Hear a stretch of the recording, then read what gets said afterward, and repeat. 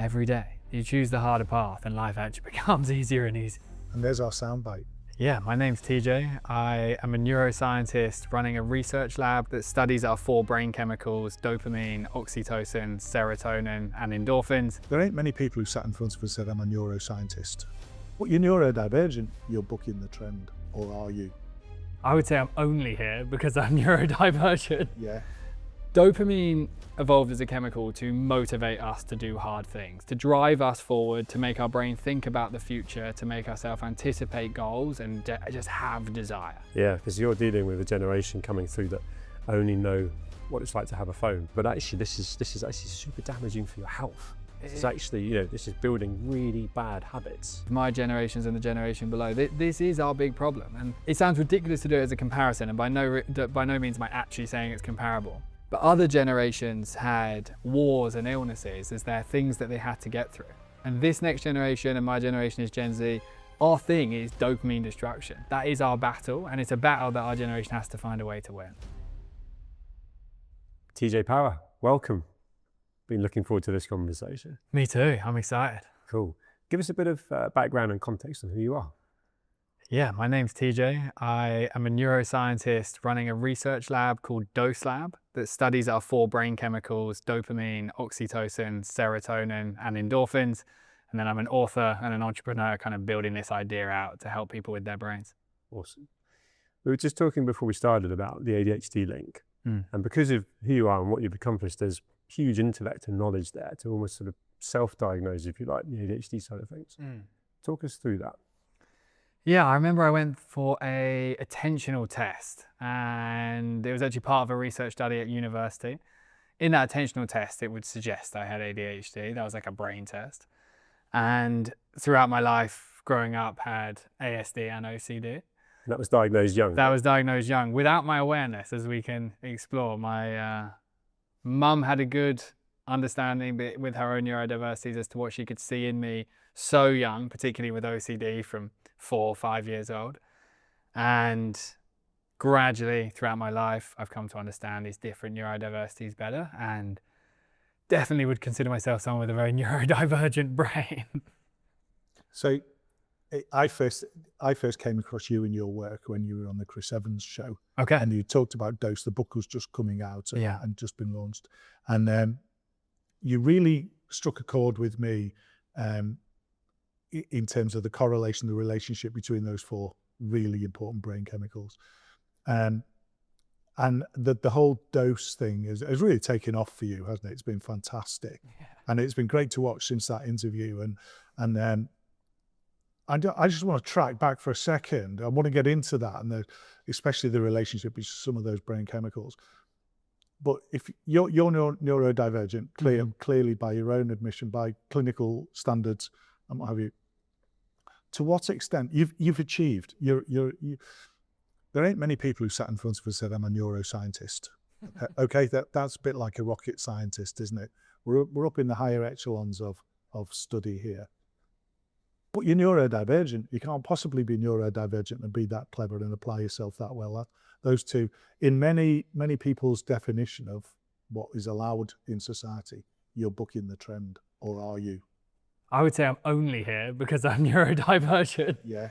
And for me, that brain was a real difficult brain for many years before I fully understood my brain, and it led me into maybe a decade of real challenge with addiction, specifically addiction. That's how it kind of manifested for me, where I was seeking dopamine hard from 12, 13 years old with cigarettes and vodka and pornography, anything that could really stimulate my brain. And then around the age of 19, 20, when I was studying at university, I discovered dopamine for the first time, and no one had really ever explained dopamine to me well. And I discovered, wow, I have a brain that is seeking that more than maybe a neurotypical brain. Currently, that in my life is creating addiction. But if I could find some form of natural source of this chemical, maybe I could chase that just as hard as I'm chasing the crap that I'm currently engaging with. That obsessive focus mixed with kind of OCD and ASD that's really lasered me in on brain chemicals. Like I literally think about brain chemicals for 10 hours a day every single day. It's ridiculous. Yeah. But it's helped me to build out this research lab, to run our studies, to discover how we can heal the brain. And in terms of this search for a more natural dopamine, then where's that taking you? Yeah, in the initial part of it, I was really struggling with kind of the partying side of dopamine and then also the phone addiction side of dopamine. And I thought, I'm going to kind of bring myself away from my friend environment for a period of time. And I went and lived with my grandpa out in nature. And I thought, he's not going to like get me smashing it and partying every night. So maybe that would detox me. Then when I was out there, I noticed that I'd basically replaced all of that just with my phone. And then it was sort of 5 to 10 hours a day scrolling a phone. And in that, I thought, okay, the phone is the thing that I have to solve. And that led me into this journey of a lot more time in boredom and the quiet. And that was something I hated my whole life. I hated anything that was low stimulation effectively. But in the quiet, I discovered so much about my brain, discovered this whole idea for this business and this solution. And I think the discovery of the importance to an ADHD type brain of de-stimulating it, rather than what I believe a narrative is in the modern world, is that if you have ADHD, you're prone to stimulation addiction, so you should stimulate more. And I get that because that's what feels good. All my problems would go away if I was scrolling the phone or watching pornography or drinking alcohol. So it seems like a very cathartic, soothing thing to do. But for me, running in the direction that I hated most of low stim is what seemed to create the healing. Because can I bring the fact that you do a lot with schools in now? Yeah, and we were talking off camera about you as a young kid. Yeah.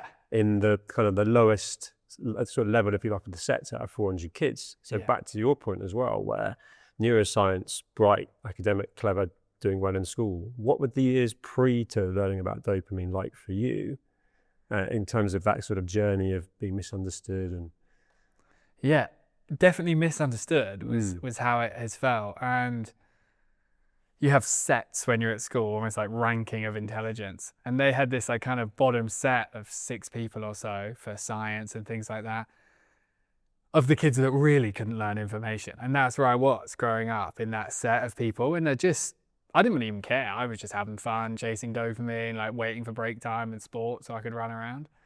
And to put into context as to how significant this is, my first school, I was there for 8 years, and they had this thing called a prefect that you could become in your final year of school, where they give you a fancy tie and say, like, you're now this special person. And at the start of the year 8, they would make maybe 5 of the best students the prefects. Throughout the year, they gradually made more and more students prefects as to give them the accolade and so on. At the final assembly, where you have all the parents and the students and everyone there were 3 of us left that hadn't been made prefect. And I'd been at this school for 8 years. The school made the 2 boys sitting next to me prefects at the final assembly and left me sitting on my own on the right-hand side, and had the entire year as prefects and me on my own sitting there, because I didn't align to the values of school. And that's the same for me, to the point where I actually didn't even make the final. I've never had this chat with anyone before in terms of my side. Yeah. And then look at what you ended up doing. So yeah, I didn't intellectually align, behaviorally align to the school model, that's for sure. So you were left the last man standing. Yeah, I was sitting there and I could see them all with their stupid silver ties. It still pisses me off. And do you know what I love about it? The relatability. So a neuroscientist, relatively young as well. And imagine TJ coming into school if you were younger, me younger, and kids now, and that relatability piece where you can actually call it out. Yeah. But with the knowledge you've got now from a lived experience, that one alongside many others, and the knowledge you've now got, what reaction are you getting from both teachers, parents, and students, kids? Yeah, they seem to like the dose idea and what I share, because I'm very honest, and I actually don't try and make it overly intellectual. Like, my goal isn't to stand on stage and for people to think, oh, he's so clever, he knows about neuroscience. I don't give a shit whether people think I'm clever. But the goal is just, how can I get a young person to really feel like this is going to be of value to their life? And they really align to it. We're trying to teach these really specific skills for young people of concentration, of course, perseverance, the ability to be resilient when things are hard, conversation, the ability to talk to people well, and then self-control. And I help young people and teachers to see that if you have those 4 skills, your life can be absolutely unreal.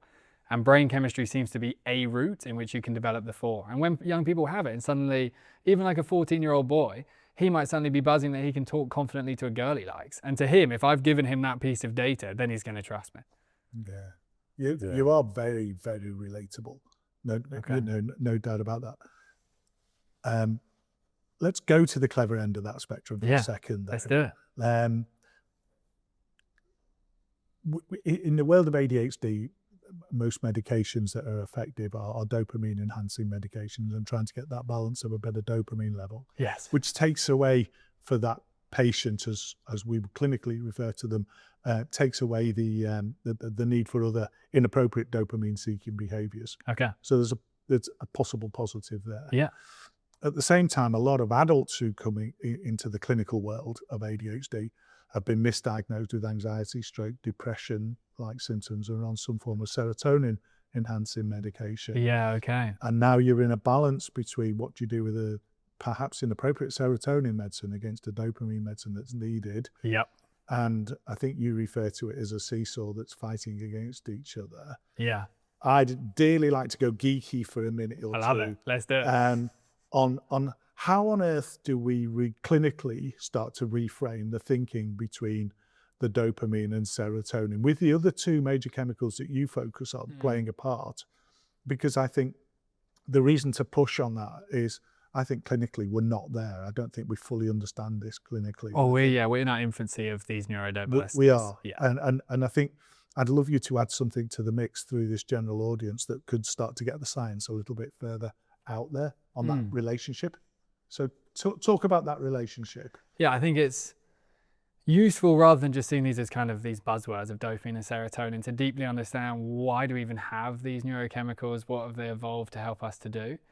The other part of this conversation that, just from a professional point of view, I always like to preface is, I went down the route of building a neuroscience research lab, running studies and becoming a neuroscientist. And I didn't become a psychiatrist, and therefore don't prescribe medication. Not that I don't believe in medication, I think it's a great route. But I always just have to mention in the conversation that I would never suggest to someone more or less medication. And that's definitely a psychiatrist's main area of expertise. What I can do is help us very deeply understand what these chemicals do. Yeah. Dopamine evolved as a chemical to motivate us to do hard things, to drive us forward, to make our brain think about the future, to make ourselves anticipate goals and just have desire.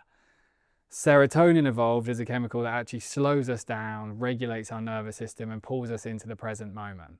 So they are very much opposite experiences. And the present moment is actually becoming very hard for people now, because in this very overstimulating world, our brains are running so quickly from the environment we're in, because of the phones, the caffeine, the sugar, everything is making us run so fast, that if you're told, particularly if you're ADHD, to sit on a sofa for 20 minutes and meditate, there are a few things that you could consider more horrible, to be honest. That would be a serotonin type behavior. And I think there's this difficulty, as you mentioned, where people are coming in and getting diagnosed with depression and anxiety when maybe they have ADHD. And my take on that would be, their ADHD is making them more prone to depression and anxiety. So I think it would be really useful for them to understand it was ADHD that might be the root source of it. And for context on depression and anxiety, when we really overstimulate the dopamine pathway, so say we drink loads of alcohol, or eat loads of sugar, or scroll our phones loads, or drink loads of caffeine, we burn the engine of dopamine rapidly. We're using up, and for the moment that we're in it, it feels very, very good. Temporarily, once our brain tries to return to what's called homeostasis, find its balance, our dopamine crashes very low. When your dopamine is very low as a human being, you do get depressed and anxious, regardless of who you are. For a hunter-gatherer, the only thing that would cause them to be in very low dopamine is not successfully finding the resources that could keep them and their family alive. So if you couldn't light the fire and find the food and build the shelter, depression and anxiety is probably exactly what you'd experience. And we're basically in the modern world creating that experience through all the artificial stimulation. So someone has ADHD, they're seeking dopamine more, they're seeking more of the unhealthy dopamine as a result, crashing their dopamine, and then getting depression and anxiety. And if you were to solve their relationship with dopamine, you could actually solve a huge amount of their mental health pain. And how do we do that? Take a typical teenager, hooked on the Xbox, hooked on the phone. Yeah. It's a classic question. It's the clinical question that always comes out. And indeed, how can my son concentrate on the Xbox when they can't concentrate on their lessons at school? Yeah. You'll have heard that a million times. For sure. Yeah. Where does that take the debate? The reason that's the case, that son having that particular experience, is the Xbox stimulates the dopamine more than the lesson. And therefore, because it's more engaging, it's just going to be easier to get their attention to hold on something. For a young person, and I think all people, you need much more direction in your life of exactly what you're trying to attain. And with that direction, people may be willing to make sacrifices to get there. So say, for example, 16-year-old boy comes and he says, super ADHD, I'm really addicted to my phone. They like to kind of triple screen, a lot of these young kids that I work with. So they've kind of got their Xbox, the iPad and the phone. It's just like bang, bang, bang, bang, bang. Whilst he might love that experience, there might be something he desires more, like money or women. That might be something he wants even more than the console, even though they're also quite desirable. If I can help him understand that if, say, his direction is money, and he's like, yeah, I like the idea of being an entrepreneur and having money, so I'm going to live on my own, or whatever it is a young person might want. There's a growing entrepreneur desire for young people because they see the capacity of the internet. You have to then work with them and start helping them see sacrificing 60 minutes a day on the Xbox to spend 60 minutes a day de-stimulating in nature. Normally they think, why would I want to go to nature? That's boring and unenjoyable. If I help them to see that the time in the nature de-stimulating is going to up the odds of them getting whatever they desire, then change begins to come. So it's largely with young people about finding something they really want and then helping them make the sacrifice. There's a prioritizing though, isn't there? Yeah. Because it's just it's too easy with that fight for attention now and all that. It's about ease of access, Yeah. isn't it? And Oh yeah. And yeah. Well, I was just wondering about results actually to flow on from that conversation where kids are, there is so much, tech available. You can have Love Island in the background. I'm thinking from my daughter's point of view, 14 and 16, Snapchat. There's a kind of interaction with friends and then something else going on here. I'm imagining the real conversation of like, right, actually, come on, let's get up and let's go for a walk. Or do you want to go and do this and it's outside and so on. And that whole kind of like, that sounds boring. To then actually doing it. And in any one way, recognizing the benefits, which means you need to be super present with that and self-aware. How do you in any way kind of empower, particularly the youngsters, to do that, and in any way ripple that out to their friendship groups? Because that's, there's a whole addictiveness that goes with all the kids doing the same thing now.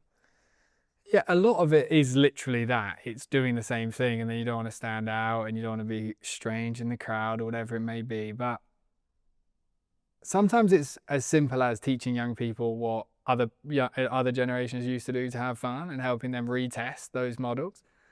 Like for example, in the school, we use all these interactive softwares and stuff in these live experiences. And I'll ask the question, have you ever built a fort in nature? And always about 98% will click yes, both men and women. They've at least at some point, boys and girls, at least at some point in their life, they've been into nature and built a fort. And when you ask this question, interestingly, 400 kids or so in the room will start chatting about the time they built a fort. They can remember it and they did like the experience of doing it. And we'll set them a challenge as simple as, for 15-year-olds, go out and build a fort with your mates. Find a forest and build a fort with your mates. And I think, what the hell? I haven't done that in ages. And I explain to them, for example, in the school, I'll always figure out where the local forest is so I can tell them if they haven't yet understood where that is, because they might not have it as a normal place to go. And I explain to them there's good privacy there. If you like a girl, go to the forest. So that might be a nice place to hang out. Just like young people used to do. And now we'd be like, oh my God, don't do that. It's crazy. But this is what humans used to do. Teenagers used to get to hang out and go to the skate park and talk to each other and have fun.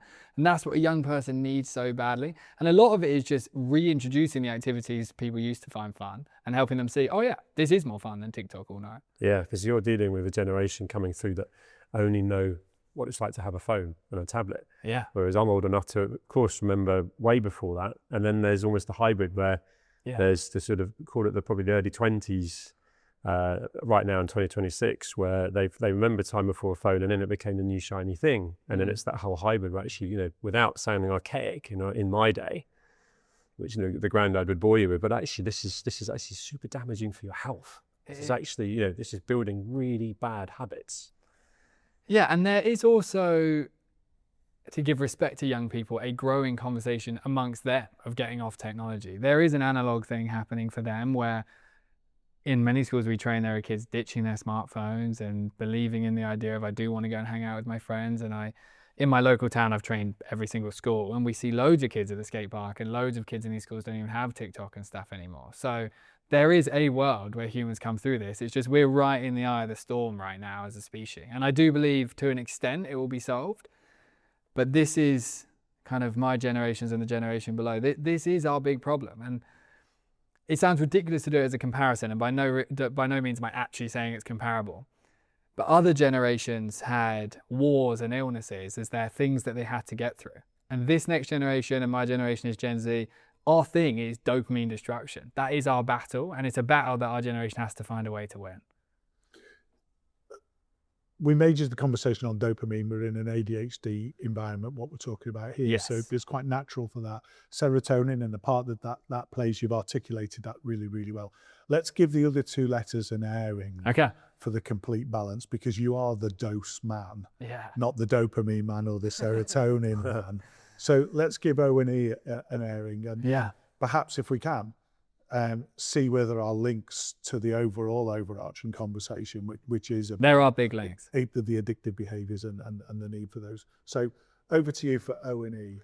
Yes, if we come to oxytocin, the O, this is the chemical that enables us to experience love and connection and laughter and the bond we can have with human beings.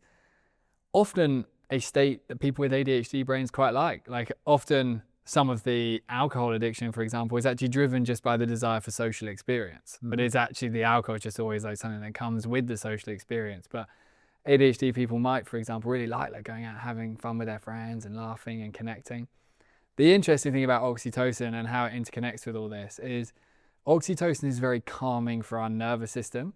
When you are, for example, sitting on a sofa like with your wife or your best friend and you're having a really good conversation about something you really care about and you're laughing together, it calms us like crazy, that experience of social connection. And evolutionarily, oxytocin developed as a chemical to make sure we always try to keep ourselves in a tribe, because a human on their own in nature is completely screwed. We're no physical match for the animal kingdom. But as a group, obviously, we are so intelligent that we work well together. When oxytocin goes low from lack of human connection, our system naturally gets very anxious because it thinks, oh, I'm out the tribe. And then it starts to become very fearful. And many people are operating in a state of anxiety in the modern world because they're not socially fulfilled. Their relationship with their wife or their kids or their family, their friends, has maybe been replaced in part by dopamine addictions, by alcohol and sugar and phones. So with the oxytocin, both with adults and young people, it's about rediscovering what does it actually mean to connect. And that's obviously something we instinctively know, like, oh yeah, we got to connect with humans. But we run this ridiculously basic challenge with people where for 7 days, they have to do something called meals, bedroom, bathroom, where they're simply for 7 days not allowed to look at a screen in those 3 environments. So while you're eating a meal, when you're in your bedroom, or when you're in the bathroom. The bathroom is obviously not the place to connect, but that is a good place to detox your brain. But the meals in the bedroom are an unbelievable challenge for people. And people discover, wow, 7 days, either meals in silence or meals having to talk to people, and then it getting into your bed. No iPads, no audiobooks, no podcasts, no TV, Netflix, Love Island. And my partner and I created this challenge because we had realized about 5 or so months into our relationship that we'd got so hooked on all the like American politics crap at this time. It like really like got our dopamine addictions. And we were taking the iPad into the bedroom and just reading it at nighttime. Seemed pretty innocent at first, just a bit of it and a bit of conversation. And then very quickly it was just kind of sitting in bed just next to each other, just like nailing dopamine. So we did this challenge 7 days.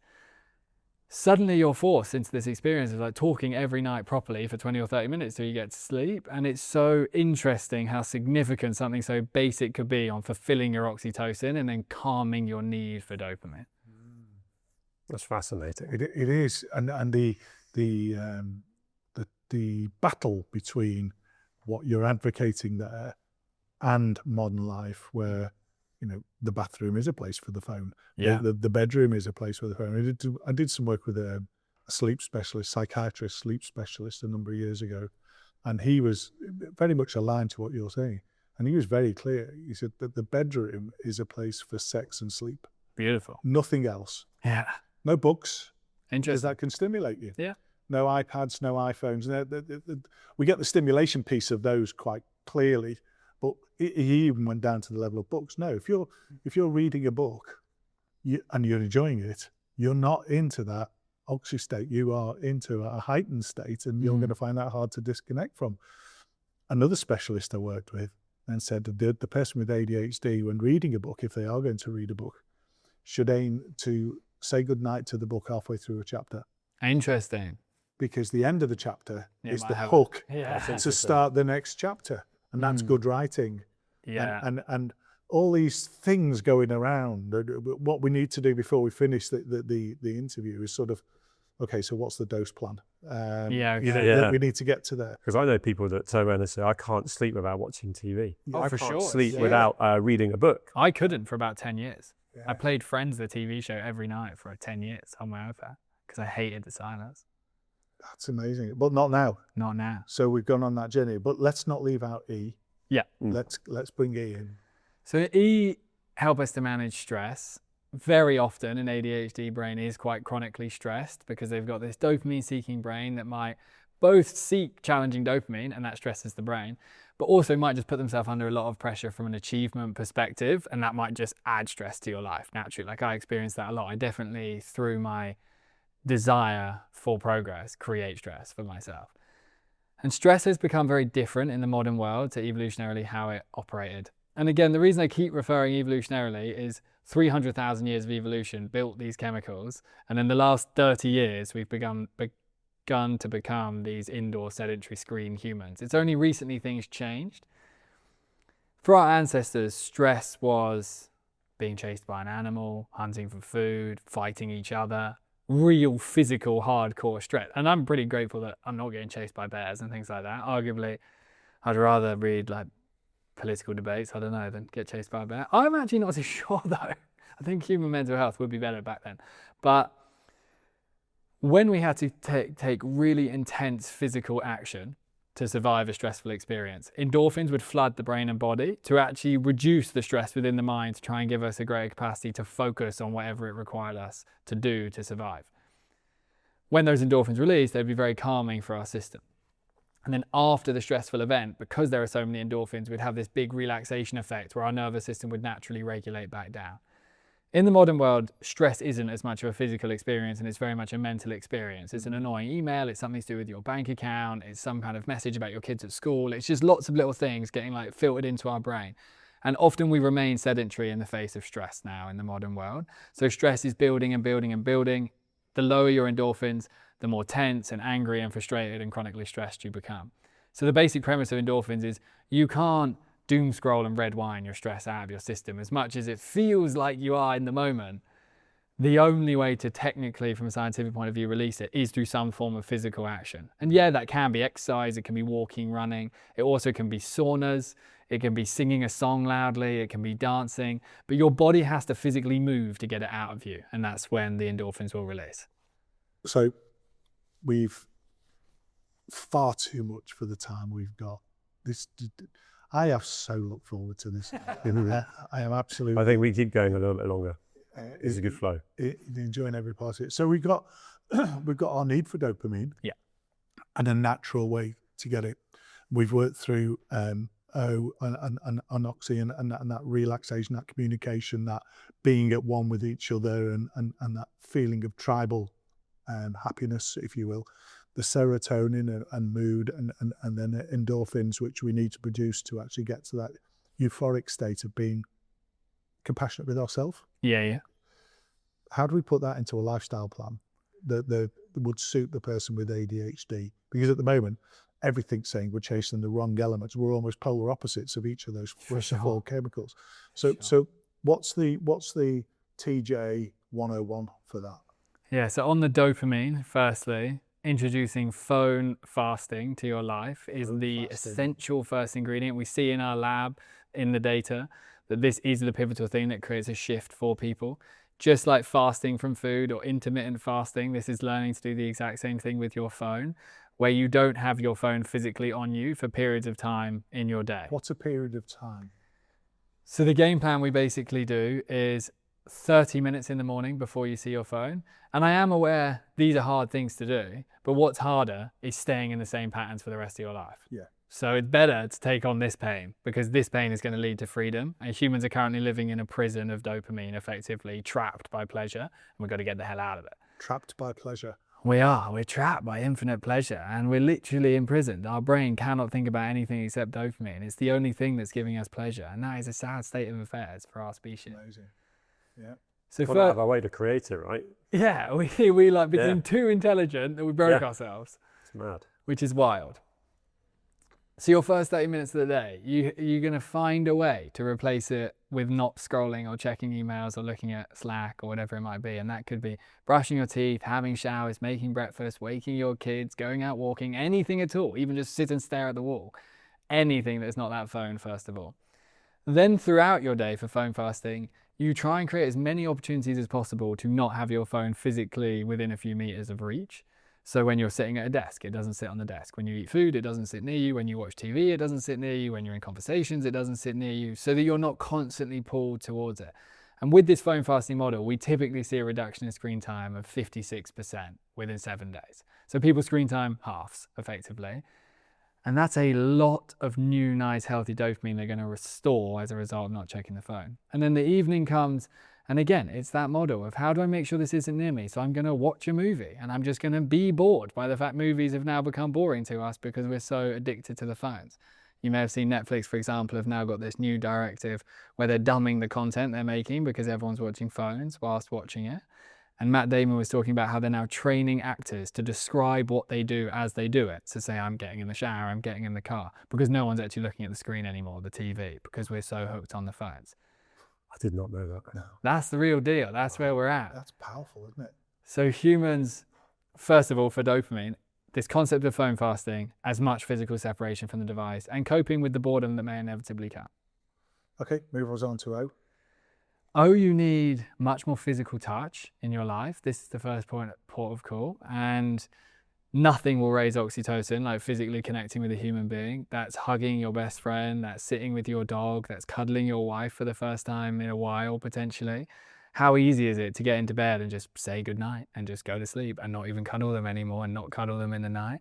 I even had a chap recently who came to Dose and said, he was kind of averse to the whole dose thing at his company. He was like, I don't need to learn about that Gen Z mental health stuff, which is fair. And in the physical touch element of oxytocin, he realized he doesn't hug his wife anymore. And I said to him, just give it a shot. Hug her when you leave for work and come home from work and when you go to bed. Comes back in a week later with a massive smile on his face. And I thought, wow, look how much things have changed. And he shared with me that it had reignited a part of his life that hadn't been there in 7 years. Which you can imagine what that part of his life was. So it's not to be underestimated, physical touch. And arguably with an ADHD brain, like sexual intimacy is something that you're craving so much. It might be the number one thing driving you to chase all the money, for example, when you're an ADHD type person. So physical touch has to be satisfied. Wow. Wow. You could just see the 101 building here. It's absolutely fascinating. And yet everything you're saying is, and I don't mean this disparagingly, this is a huge praise. You're dumbing it right down into pragmatics of life that can be done by anybody. And we're not doing That's this the stuff. relatable bit, right? Absolutely. You're going from top level science of understanding right down to you can do this and you can do this. So S, you want to be activating something called your default mode network in your brain by walking in nature with no phone or headphones as regularly as you possibly can. For an ADHD brain specifically, this is the reason to do it. A lot of ADHD people struggle with the addiction to productivity and would almost see going for a walk in the quiet as an unproductive use of their time. The default mode network is the part of our brain that activates when we're daydreaming and in states of imagination and boredom.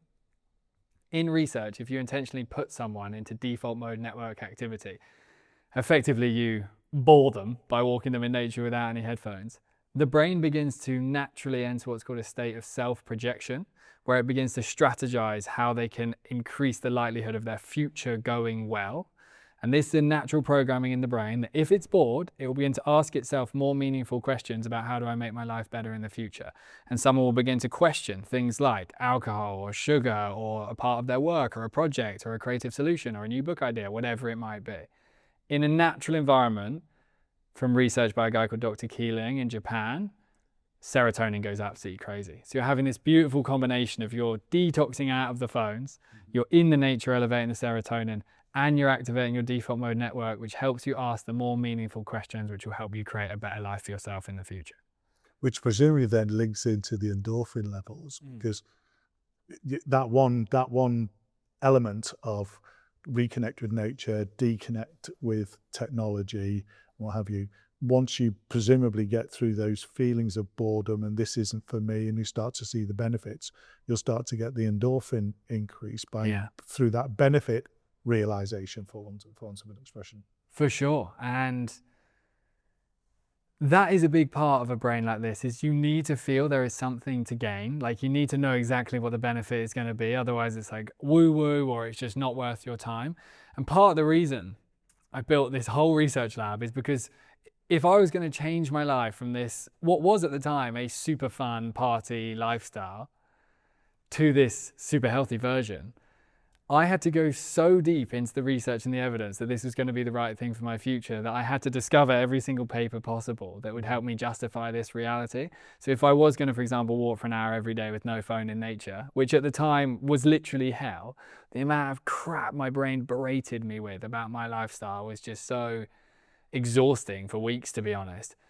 But it helped reroute my future, which was very significant and would be significant for everyone. I remember my therapist at the time, I've had therapy for many years for different things, told me that he went for a walk for 3 hours in nature without a phone. And I thought he was literally a crazy person. I thought, how would you possibly manage that much time with your own thoughts? And he just really gradually guided me, this is what you have to do. This will be the answer to your pain. And I was like, oh no, that's the opposite. That will give me pain. But out there in the pain, the answers were found. And then you have the element of the endorphins as well, of the physical action in people's lives. And we just need, especially if you have this ADHD brain, just to remind us evolutionarily, the ADHD brain basically would have built society and built this current human experience in a great way. Because a person in a hunter-gatherer tribe with ADHD would have wanted dopamine more than the rest. And the only way they could have got it was the fire and the shelter and the hunting and the foraging, and they would have been out there day in, day out, just come on, come on, come on. And that would have helped us survive. They would have been more impulsive. They would have chased a deer and jumped off the waterfall to try and get it, to try and help the tribe survive. Like, the ADHD brain is a great brain, but as it is this physical brain, you have to be using the physicality of your nature. We now see ADHD as just like a brain chasing thing, but you're a physical being if you're an ADHD being. So say, for example, today I got to Waterloo Station. I looked on the maps, 2-mile walk from where I needed to go. And I had this box, which maybe weighs, 12 or 15 kilos. The tube would obviously be the nice choice, or the cab, the Uber. But I think on the shoulder, I have to walk it. And that's so I can use all this dopamine I have in me, because then I know I'll be calmer, I'll be less prone to the addictive behaviors if my dopamine is regulated in a more natural way. There's so much there. The resilient piece, the fact that things have been made so easy for us. You could easily get the tube, you can get an Uber. Yeah. You got it, but you actually got to do the hard work yourself. Yeah, no one can do it for you. You can read it out of a book. You can be inspired by you right now. I am, and anyone watching, listening. But actually, you make the choice. It comes back to make the choice. It's not easy. But it's got to be an informed choice, hasn't it? So somehow we've got to carry on the journey that you're on. And you told us that the book's doing really well. Yeah. Is there an audible version of the book? Is it? Yeah, you can listen to it, Spotify. Because that's Audible. important for this audience as well. And not that we're not here to promote the book, but we're here to promote what the book stands for, and that's the better lifestyle, the more ADHD relevant lifestyle, from understanding those 4 major chemicals. The thing I find exciting about being with you, and this is the first time I've ever met you, but I really have followed you and wanted to meet you, is not only are you scientifically able to understand it, you pragmatically able to describe it, you are very, very relatable. But the thing that nailed it is what you said at the end. You walk the talk. You put the book on you, the book, whatever's in the box, I presume it's books, on your shoulder, and walked from Waterloo to here to get yourself in the right frame of mind, in the right place. You could have taken the easy route, took the more difficult route, but it's actually the easier route because it achieves the objective for what you brought through the door. And that's the part we miss. Yeah. And I think that's the holy grail out of this, is sometimes what may appear to be the more difficult route is actually going to be the easier route for the longer term. It really is. And there's that very simple phrase which is so profound for the ADHD brain: easy choices, hard life; hard choices, easy life. And every day you choose the harder path and life actually becomes easier and easier. And there's our soundbite. I was just thinking, There's our I'm soundbite. going to repeat that to myself. Yeah. Yeah. TJ, Thomas Jefferson. Amazing to spend time with you. Yeah. Thank you. Genuinely.